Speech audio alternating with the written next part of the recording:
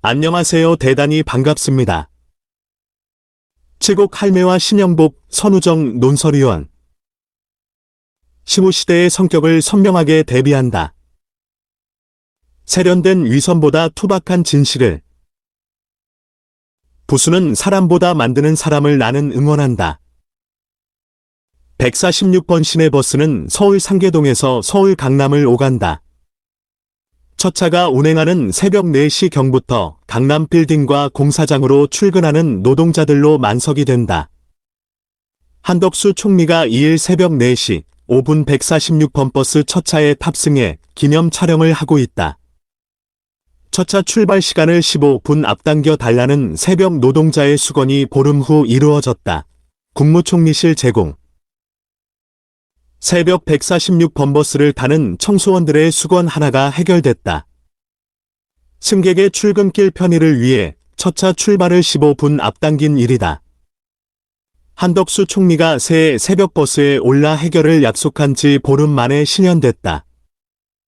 서울시 버스회사 운전기사의 협조가 있었다. 새벽 노동자들에겐 선물이었다. 그런데 노동자 정당이라는 정의당이 정치쇼 그만하라 라고 했다. 더 빨리 운행되는 버스를 타고 더 긴 노동을 하는 것은 기업의 바람이라는 것이다. 호의를 착취로 읽었다. 아직 세상을 이렇게 보는 사람들이 있구나 싶었다. 새벽 버스는 정의당의 상징이다.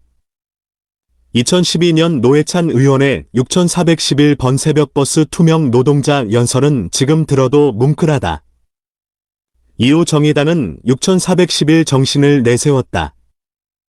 그런데 10년 동안 노동자의 15분 수건을 해결하지 못했다. 힘이 없어서 그런가 했는데 아니었다.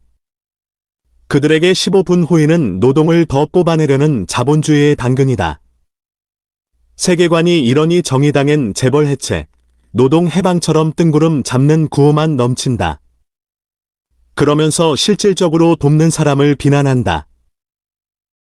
외교부가 징용 판결 문제를 풀기 위해 해법 일부를 발표하자 민주당이 성토 대회를 열었다.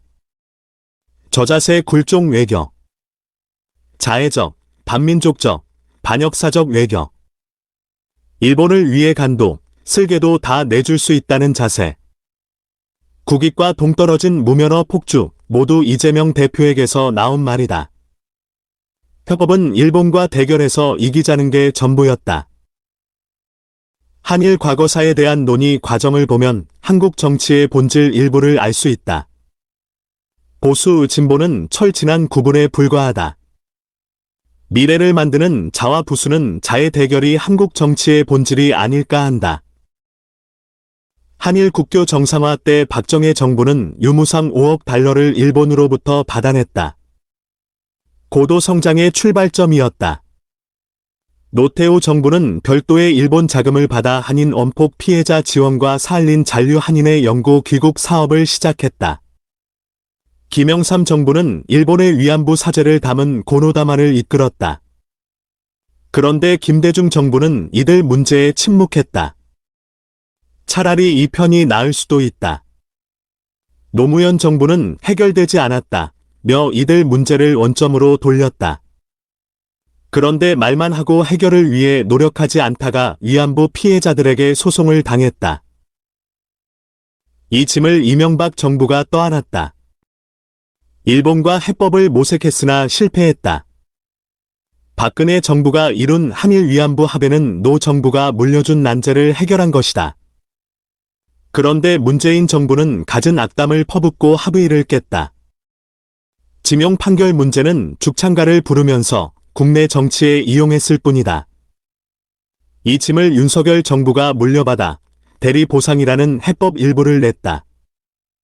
이번에도 똑같은 반응이다. 다시 망치 들고 달려들었다. 이 패턴이 끝없이 반복된다. 노동 교육의 연금 개혁은 젊은 세대를 위한 것이다. 한국이 존속하기 위해 필요하다. 그런데 문 정권은 손대지 않았다. 민노총, 정교조, 사교육시장 등 자신의 지지 기반이 개혁 대상이기 때문일 것이다.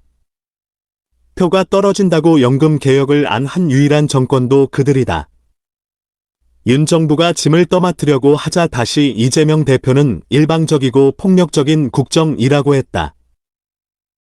신영복의 문장. 시혜보다 고난을 함께하는 게 중요하다는 의미다. 신영복 아카이브. 문 정권 때 정부 서체처럼 쓰인 글씨가 신영복체다. 신영복의 유명한 문장이 있다. 돕는다는 것은 우산을 들어주는 것이 아니라 함께 비를 맞는 것입니다. 15분 당긴 첫차. 증용해법을 그가 말한 우산에 비유할 수 있다. 그래선 안 된다고 한다. 함께 비를 맞아야 진정한 도움이라고 한다. 말뿐이다. 과문한 탓인지 6411 정신을 말하는 정의당 의원들이 버스나 지하철로 출퇴근한다는 얘기를 듣지 못했다. 민주당은 대리 보상을 바라는 다수 징용 피해자를 무시한다. 전장현에게 당하는 수십만 지하철 출근 노동자의 손실과 불편, 분노를 외면한다. 무슨 비를 함께 맞았다는 것인가? 윤석열 대통령이 12일 오후 용산 대통령실에서 칠곡할매글 꼴의 주인공 이종희, 90일 할머니의 휠체어를 끌고 있다. 칠곡할매글 꼴은 경북 칠곡군이 어르신 대상으로 운영하는 성인문예교실에서 한글을 깨친 할머니들의 글씨체로 윤 대통령 부부는 새해 연하장을 할머니의 서체로 제작했다. 대통령실 제공. 요즘 신영복체처럼 유명해진 서체가 칠곡할매체다. 경북 칠곡군 성인문예교실에서 뒤늦게 한글을 깨친 어르신들 글씨로 만들었다고 한다. 이들이 낸 시집 시가 뭐고는 늦공부의 고충을 말한다. 80 넘어가 공부할 라카이 보고 돌아서이 이자부고 눈뜸한 이자분다. 공부호 곽두조, 문예교실은 할매들에게 우산이었을 것이다. 신영복 문장에 나오는 비에 관한 시도 있다. 비가 쏟아져 오면 좋겠다. 풍년이 와야지 되겠다.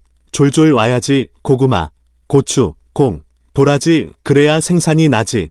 비가 와야 되겠다. 의 김말순. 세계관이 다르면 비의 의미도 달라진다. 칠곡 할매 권한 자체. 서체도 내용도 투박하지만 진솔하다. 상징으로서 칠곡 할매와 신영복은 신구시대의 성격을 선명하게 대비한다. 세련된 위선을 좋아하는 사람도 있을 수 있다. 하지만 나는 투박한 진실에 박수를 보낸다. 함께 비를 맞겠다는 사람보다 우산을 들어주는 사람, 부수는 사람보다 만드는 사람, 비난하는 사람보다 노력하는 사람을 응원한다. 그런 이들이 미래 한국의 주역이 됐으면 하기 때문이다.